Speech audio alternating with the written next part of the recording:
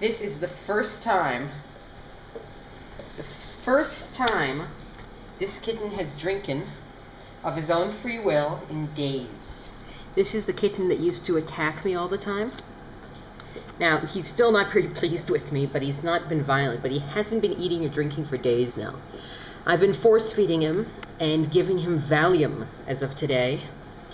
And as of today, I've also added for both of these cats a food additive, an amino acid called L-lysine, L-Y-S-I-N-E, which is an amino acid which, in a complicated process that I won't get into, it's not that complicated, but it's not worth getting into in this video, inhibits the ability of the herpes virus, yes, that herpes, from reproducing.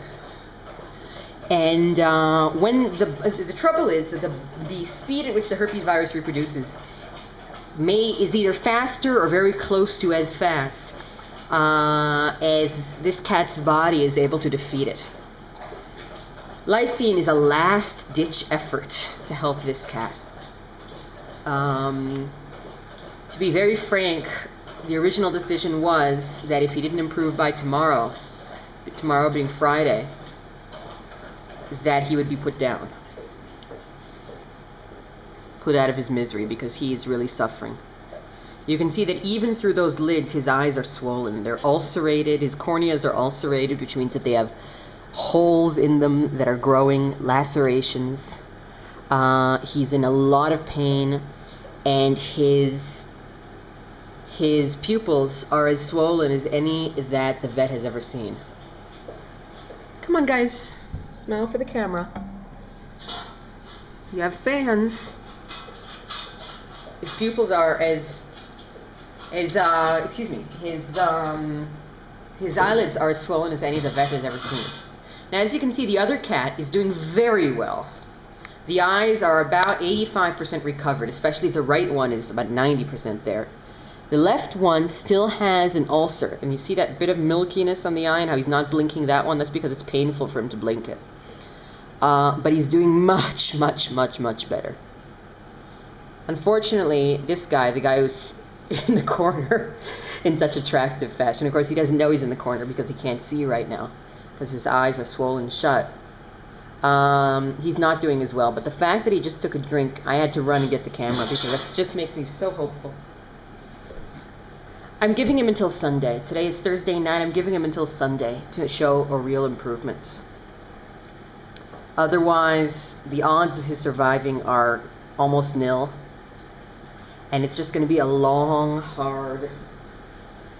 drawn-out collapse. He's going to starve to death little by little. I mean, you know, every day we could give him really heavy anesthetics, and we could sedate him really hard, and then we could put a feeding tube down his throat and pump food into his belly. But if he's not eating, and he's not willing to eat, despite the amount of fancy feast, you see? Fancy feast right there. Fancy feast for a fat cat. Despite the amount of fancy feast that I'm forcing down his throat, if he's still not willing to eat, you know, that's a bad sign. But the reason I extended his deadline from Friday, which is tomorrow... Wow, these are noisy dogs. From Friday, which is tomorrow, to Sunday, is because of the addition of the lysine to their diet. I've given them a very high dose of lysine. Now, a high dose of lysine isn't at all dangerous, though there is a certain point at which it's pointless. But I decided that I'd rather give too much, because basically the amount that I bought means that I have enough to give them, you know, I have enough to give each of them 100 doses. So I could, you know, sustain one kitten at least for 200 days, or one full-grown cat for 100 days. And they only need a few days of it, maybe a week at most. Now, the herpes virus is never defeated, but this should help them at least to reduce the amount of herpes in their system to the point where their immune system can kill the herpes virus as it comes, rather than at the moment their immune system just is not strong enough to kill the herpes virus. Now, the herpes virus in cats is responsible for two things: respiratory infections, which, as you remember from the previous videos, these cats have, which means runny nose, coughing, sneezing, and eye infections. Or rather, it causes sores on the eye and around the eye, which lead to bacterial infections, which of course are the infection, and those are pretty damn bad in these cats. As I said before, as bad as the vets have ever seen, and 3 different vets have now told this to me, that are, yeah, 3 different vets have now told this to me, that it's as bad as they've ever seen. But the very fact that this kitty here, this one, in the back, has had her eyes improve so much, shows that this is not some kind of superbug that's resistant to antibiotics. It is almost definite that these two have the same bacteria in their eyes because they are litter mates, and they came down with this stuff at the same time and are showing identical symptoms. The symptoms were quite unique. They were showing sores, white sores, and nodules, pustules, on their lower and upper eyelids, not on their third nictitating membrane eyelids. Those were just showing the normal ulcers. But they both had these strange pustules on their eyelids, their main eyelids, which the vet had not seen before. It's fair to assume that they both have the same strain of herpes virus. It's fair to assume they both got it from their mother or from each other. And, oh, poor baby. Ugh, I hate seeing them like this. And they both have the same bacteria in their eyes because they sleep together. You know, I separated them at first, but I spoke to the vet. He said they had been together 36 hours earlier. So and they were both already infected, excuse me. And they were both already infected, so there was really no point in separating them. And they do help each other. I really believe that. They warm each other, and they work well together. Anyway, I wanted to record this video to say I'm really happy that kitten number 2, this guy right here, right there, the one closer to the camera, has started drinking independently. It's very hard for him to eat because he can't see, but he can smell. Although that's also damaged because of the infection. And I'm giving him food forcefully.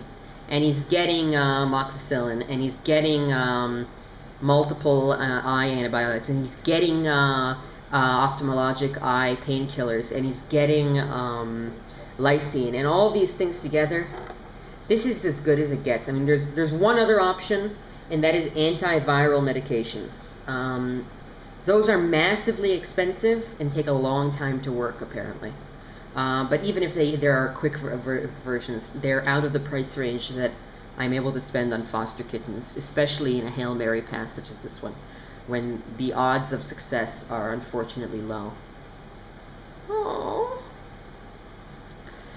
I've also made the decision, well, I haven't made this decision, but I'm strongly considering not releasing the healthier kitten, which is the one right there in the back, until they're both doing better, because although, you know, he certainly wants to go free, and he deserves to go free, and he's healthy enough to go free, I think that taking him away from his brother might just kill his brother, or reduce his ability to survive. I think that keeping them together for now is probably best. Especially because I don't know, oh, that's so cute. I don't know for sure that they will be accepted back into their litter when they get out, and they'll need each other. So once they have good eyes and they can see each other and smell each other and hear each other, and I release them together, they'll be able to find each other right away. I'm almost sure that they're going to be accepted back into their litter, but you know, there's always a chance. I mean, this litter has actually accepted cats from other litters. In fact, the current litter is a mix of 2 litters, and I saw a cat from a 3rd litter join in a few weeks ago. Oh, that cat sadly passed away.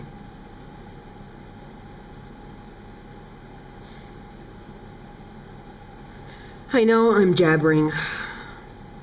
I really, really feel for these cats, you know.